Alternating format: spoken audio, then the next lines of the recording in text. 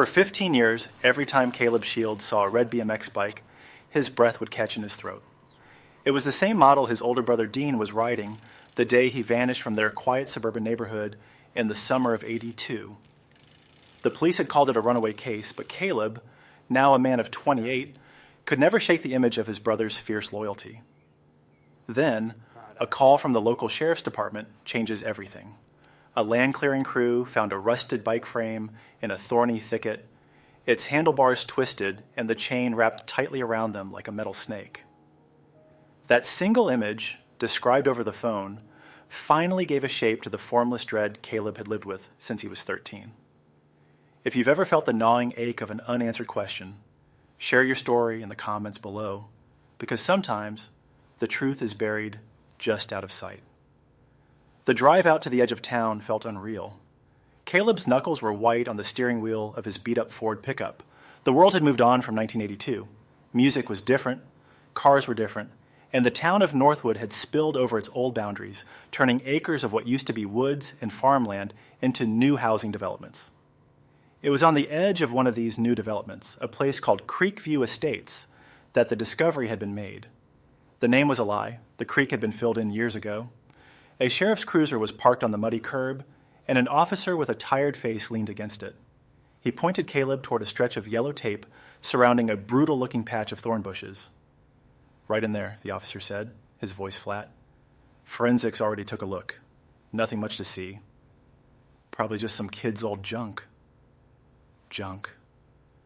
That's what 15 years of wondering had been reduced to. Caleb ducked under the tape. The air was thick with the smell of churned earth and cut vegetation. And there it was. It was barely recognizable as a bicycle. The red paint was almost entirely gone, replaced by a deep, scaly rust. The tires had long since rotted away, leaving only the warped metal rims. But the frame was the right one. The handlebars, bent at an impossible angle, were unmistakable. And then he saw the chain. It wasn't just tangled, it was deliberately and tightly wound around the handlebars and the head tube, each link locked into a pattern of rust. It was a knot. A statement. Caleb reached out a trembling hand but stopped himself. This wasn't junk. This was a message left in a bottle, and the tide had just brought it ashore. Dean would never have done this to his own bike. He loved that bike more than anything. He'd spent an entire summer mowing lawns to buy it. He cleaned it every weekend, tightened every bolt, and oiled the chain with a devotion Caleb had only ever seen in church. And Dean would never, ever have run away. He was 17, a little wild maybe, but he was the anchor of their family after their dad left. He looked after Caleb, protected him, and promised him he'd always be there. A promise broken by a sweltering August afternoon. The police were happy to close the book. A rebellious teenager, a fight with his mom over grades, an empty drawer where he kept his savings. It all pointed to a kid who'd had enough and split. But Caleb knew better. He knew the look in Dean's eyes that day. It wasn't the look of someone leaving.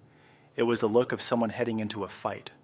He'd been wearing his favorite denim jacket, the one with the sleeves ripped off, and he told Caleb, "Stay here. I'll be back in an hour." An hour that had stretched into 15 years. Caleb stood up and turned to the officer. "This wasn't an accident," he said, his voice quiet but firm. "And it wasn't a runaway. The chain, it was a message." The officer just shrugged, unimpressed. "A message from who?" "It's been 15 years, son. Whoever did this is long gone. If there was even a who to begin with." But Caleb wasn't listening. His mind was racing back in time to the hot asphalt and the territorial squabbles of neighborhood kids. That chain wasn't just a random act of vandalism. It was a signature. It belonged to the Oak Street crew, a pack of older, meaner kids from the other side of the railroad tracks. And it was the calling card of their leader, Rick Massey. Caleb thanked the officer, his mind a whirlwind of old memories and a new purpose. He drove not home, but to his small, cluttered garage where he ran a modest auto repair shop. It was the only place he felt sane. He loved the logic of engines, the way every problem had a solution if you just looked at it long enough. For years, his brother's disappearance had been a problem with no solution. Now he had a loose thread. Back in the day, the Oak Street crew had a specific way of asserting their dominance. If you crossed them, if you rode your bike on their turf, they wouldn't just beat you up. They'd take your bike and disable it in the most humiliating way they could think of. They'd wrap your chain around the handlebars, a move they called the leash. It was a symbol. You've been leashed, you've been owned. And Rick Massey was the one who came up with it. The first step was to find Rick. But after 15 years, that wasn't going to be easy. He started with what he knew. He dug out his old high school yearbook, the pages yellow and brittle. He found Rick's picture, cocky smile, mullet, a look of pure arrogance in his eyes. There were a few names signed around his photo. One of them was Sal Martucci. Sal had been Rick's right-hand man, a follower who was always in his shadow. Caleb figured Sal was the weak link. If anyone would talk, it would be him. Finding Sal took 2 days of calling old classmates and chasing down dead ends. He finally found a listing for Martucci's auto body on the industrial side of the next town over. Caleb drove there on a Thursday afternoon. The shop was clean and professional, a far cry from the grimy garages they used to hang out in as kids. A man in his early 30s with grease on his hands and a friendly, tired face looked up from under the hood of a car. It was Sal, but the years had softened his features, erasing the teenage swagger. "Can I help you?" Sal asked. Caleb's heart pounded. "I'm looking for Sal Martucci." The man wiped his hands on a rag. "You found him. Do I know you?" "My name is Caleb Shields. My older brother was Dean." Sal's friendly expression vanished. The name hung in the air between them, thick and heavy. He stared at Caleb, his eyes darting around the shop as if looking for an escape. "Dean Shields," he repeated, his voice barely a whisper. "Yeah, I remember him. What do you want?" "They found his bike," Caleb said, watching Sal's face for a reaction. "Out by the old quarry, the chain was wrapped." Sal flinched. It was a small movement, but Caleb saw it. Sal turned away, busying himself with a wrench that didn't need moving. "That was a long time ago, man. We were just stupid kids." "Was it just stupid kids, Sal, or was it something else? My brother never came home." Sal threw the wrench down on the workbench with a loud clang. "Look, I don't know anything, all right? Rick was the one who had a problem with your brother. Not me. I just followed along." "Rick Massey," Caleb said. Where is he?" "Why do you want to know?" "You should just let it go. It's in the past." "The past just turned up in a thorn bush," Caleb shot back. "Where is he, Sal?" Sal sighed, a long, weary sound of defeat. He looked at Caleb, and for the first time, Caleb saw a flicker of something that looked like guilt. "He runs a crew for a construction company. Massey Construction. His old man owns it. He's a foreman now, a real respectable citizen." Sal scribbled an address on a piece of cardboard. "But you didn't get this from me. Rick, he's got a temper. Always did."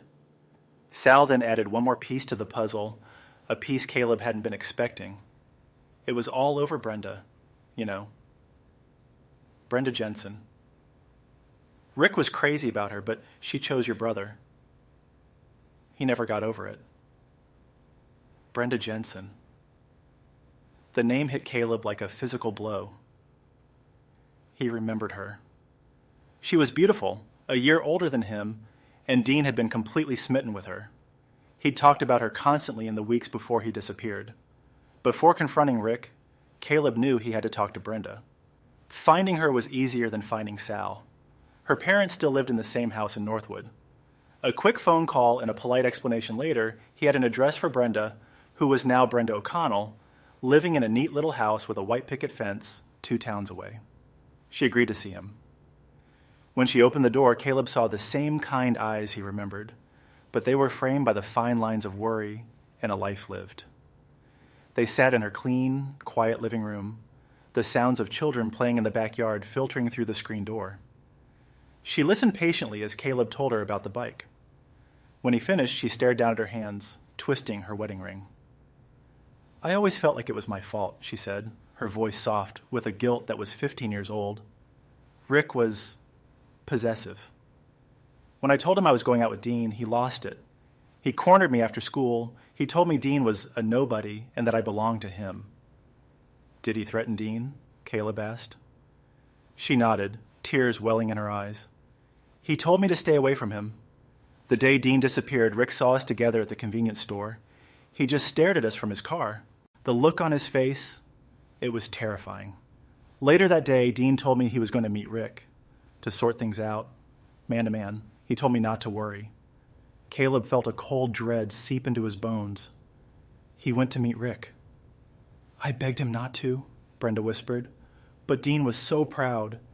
He said he wasn't going to let anyone bully him or me. He promised he'd call me that night. She looked up at Caleb, her face a mask of sorrow. He never did.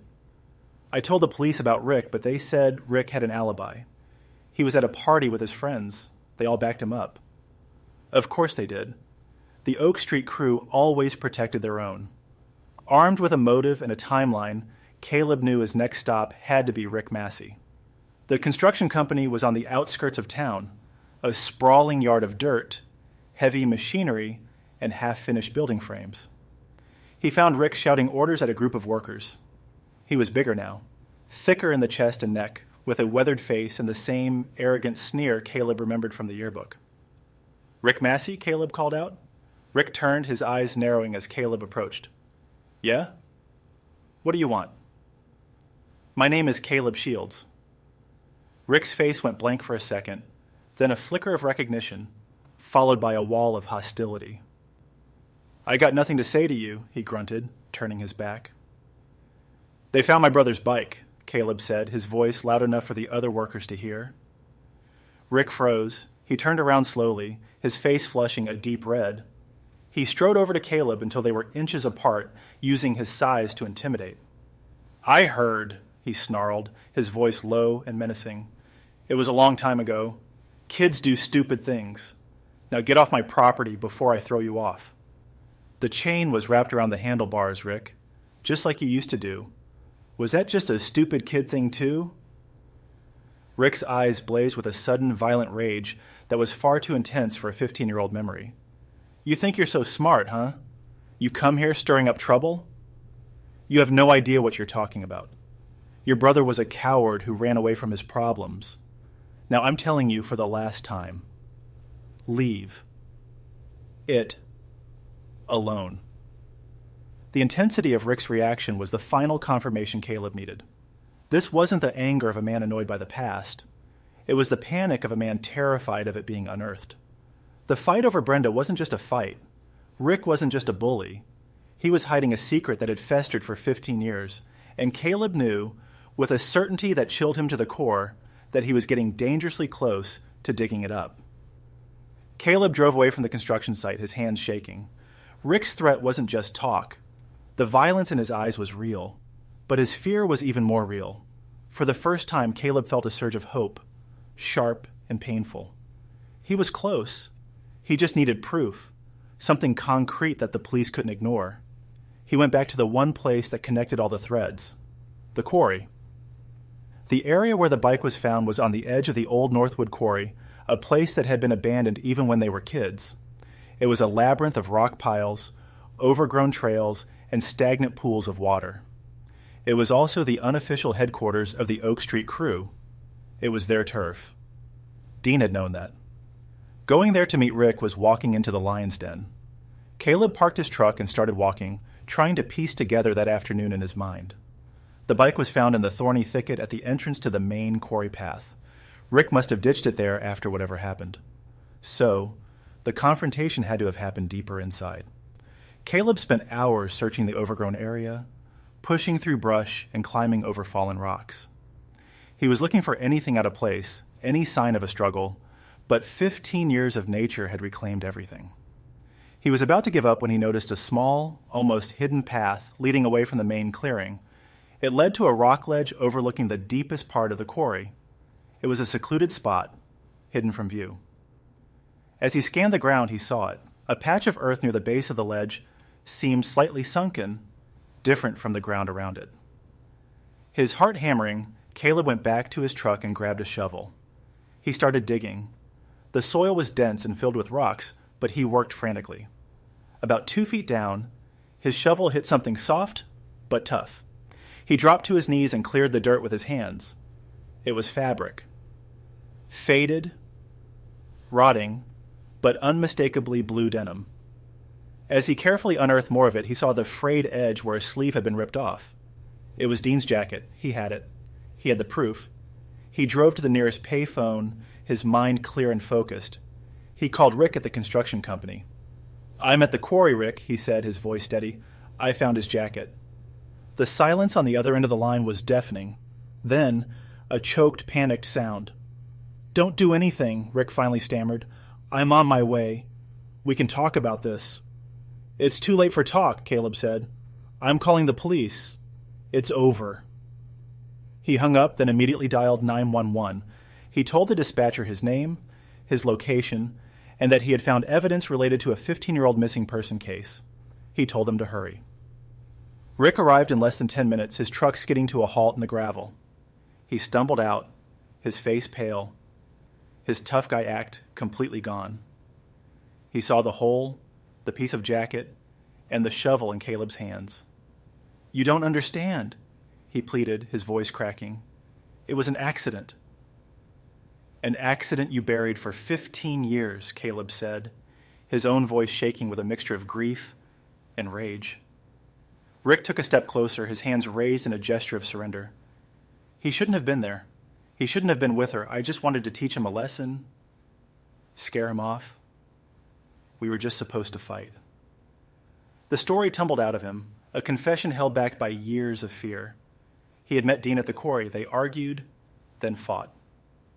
Rick was bigger, stronger, and fueled by jealous rage. He shoved Dean hard. Dean stumbled backward, his feet slipping on the loose gravel at the edge of the ledge. He fell, his head striking the corner of a large rock with a sickening crack. He was gone. Instantly.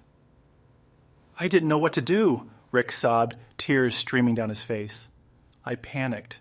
I couldn't call the police. My dad would have killed me. My whole life would have been over."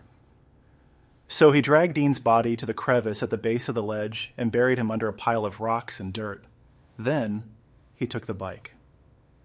In a final, twisted act of rage and fear, he did what he always did.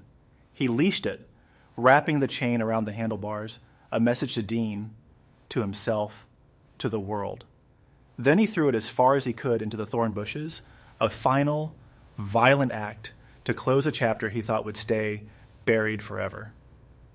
As the sirens grew louder in the distance, Rick collapsed to his knees, a broken man. The police arrived to find Caleb standing over him, the shovel still in his hand.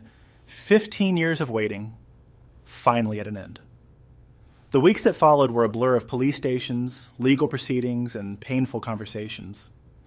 Dean's remains were recovered from the quarry, and the truth, as ugly as it was, finally gave the Shields family an answer. The runaway who had abandoned them was gone, replaced by the boy who had died defending his honor and the girl he liked. They held a funeral, a real one this time. The whole town came, it seemed. People who had whispered about the runaway kid for years now spoke of the tragedy of a life cut short. Caleb stood by his brother's grave, the finality of it a strange mixture of profound sadness and quiet relief. He had done it. He had brought his brother home. His parents, who had been emotionally distant for so long, clung to him, their own guilt and grief finally able to find a voice. A few months later, Caleb found himself back at the quarry. The yellow police tape was gone. Nature was already beginning to cover the scars on the landscape. He walked to the ledge and looked down. He didn't feel anger anymore, just a deep, hollowing sadness for the 2 lives that were destroyed that day. One taken, the other forever poisoned by a secret. He had found the truth he had so desperately sought, but it didn't bring Dean back. All it did was make the silence in his life a little bit easier to bear. He had kept his promise. His brother was no longer missing. What do you think is the greater tragedy in a story like this? The life that was lost, or the life that was wasted by carrying such a dark secret? Let us know your thoughts in the comments. And if these kinds of stories that uncover long-buried truths resonate with you, make sure to subscribe and turn on notifications. We appreciate you being here to listen.